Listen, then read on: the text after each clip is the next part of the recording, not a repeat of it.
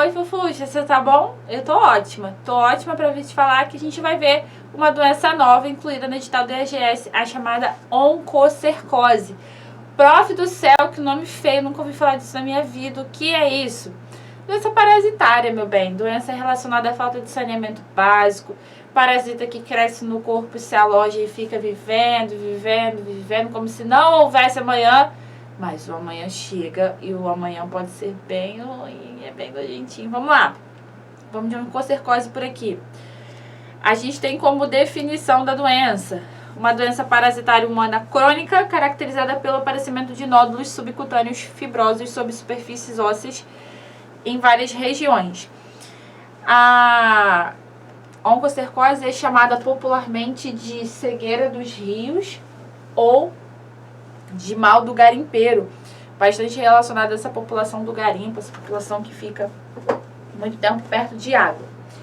Quem é o agente etiológico? É um euminto, e aí a subespécie desse euminto é um nematódio. Então é um euminto chamado de Oncocerca volvulus, é esse nome que a gente tem que memorizar para a nossa prova. Lembrando sempre que, prof do céu, o que é mais importante com esse monte de doença que a gente tem aqui para estudar? Deixa a prof apagar aqui. Ficou sílaba demais dele. O que eu preciso de você, meu caro padawan, que você saiba a definição das doenças, que você saiba o nome dos agentes etiológicos, o sintoma e a forma de prevenção. Esse aqui é o mais importante, não só da oncocercose, mas de todas as doenças, principalmente se há vacinas.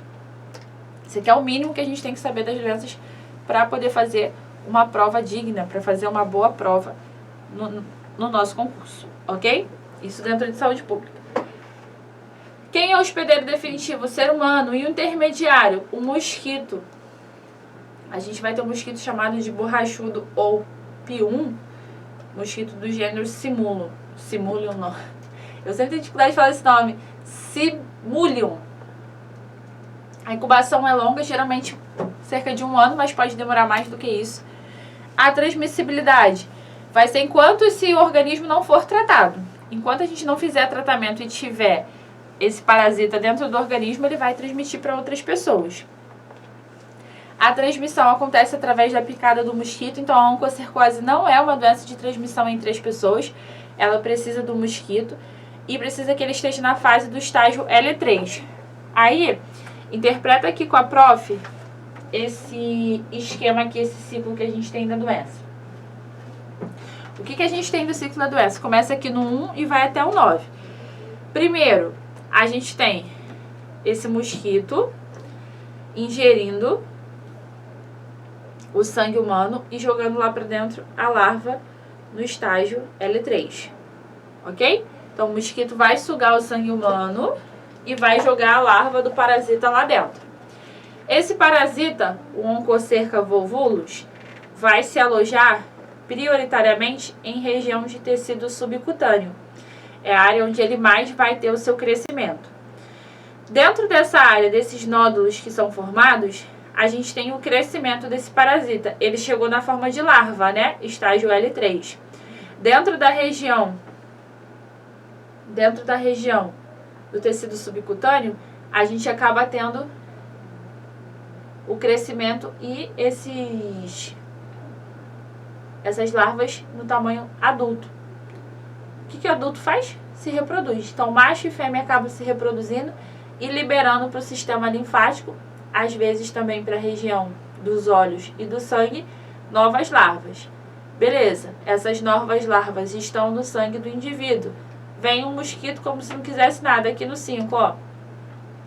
O mosquito não tinha a infecção, só que aí ele contrai, ele suga o sangue desse indivíduo contaminado, passa a ter a larva e aí essas microfilárias começam a se multiplicar dentro do mosquito. Repara que do lado direito da imagem, todo esse lado aqui, a gente tem o ciclo no ser humano. E aqui a gente tem o ciclo acontecendo no mosquito, desse lado aqui das setas vermelhas.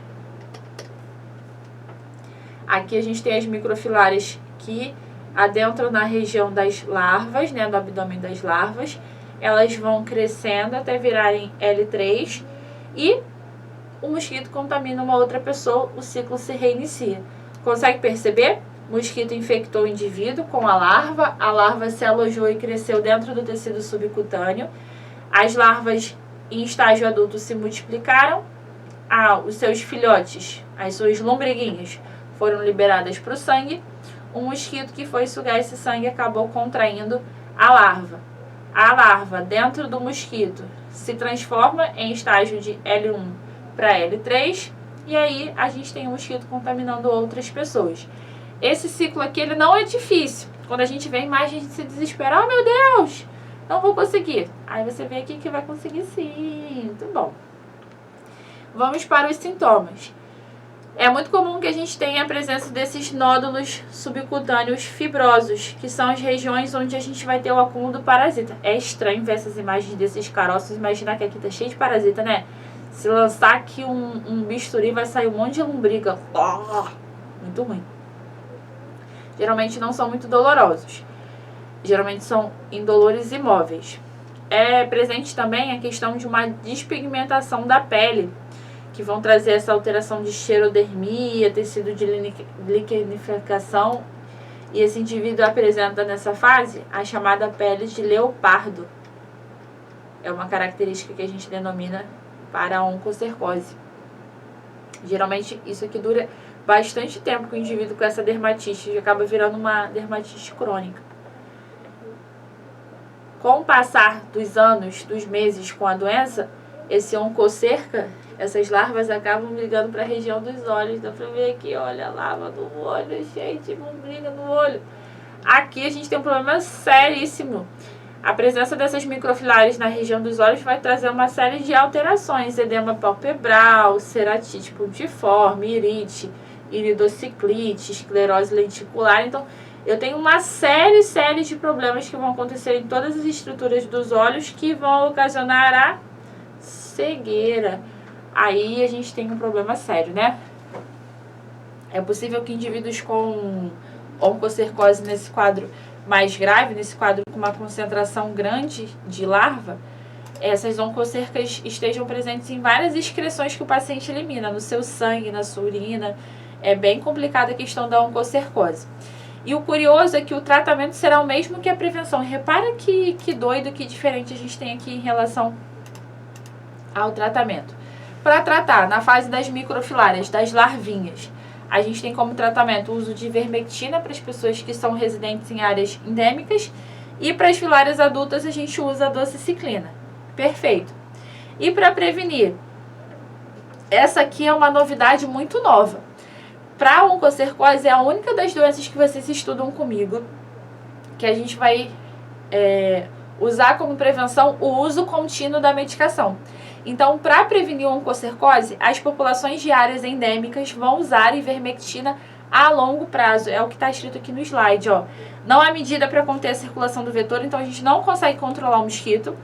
Entretanto, uma vez que mantidas as coberturas de tratamento com ivermectina acima de 85% de forma homogênea em todas as comunidades da área endêmica, as chances da propagação da doença são remotas.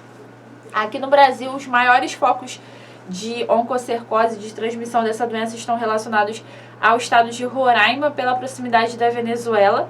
Existem outros focos no Brasil também, mas a maior circulação acontece de fato ali perto da fronteira com a Venezuela, porque a Venezuela é um país em grande crise econômica e social e a gente tem muitas doenças graves acontecendo por lá.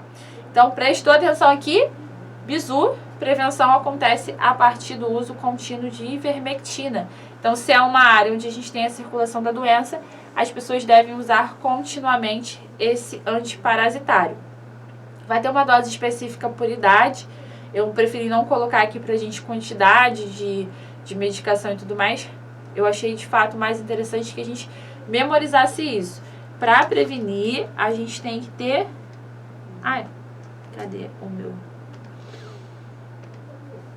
Para prevenir, a gente tem que ter cobertura de tratamento com ivermectina, ok? E, para incluir na nossa listinha de doenças que a gente não notifica, a gente teve agora a oncocercose. Então, atualizando, não são de notificação compulsória.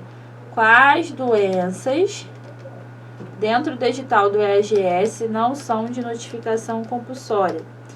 Então, a gente não notifica casos de cachumba, não notifica casos de herpes zoster, rotavírus, doenças diarreicas agudas, ISTs, e agora a gente inclui também a oncocercose. Ok? Atualiza aí o seu material nessa listinha que a gente já tinha visto antes, mantiveram-se, a gente apenas inclui essa daqui. Fofuchos do meu coração desse Brasil varonil,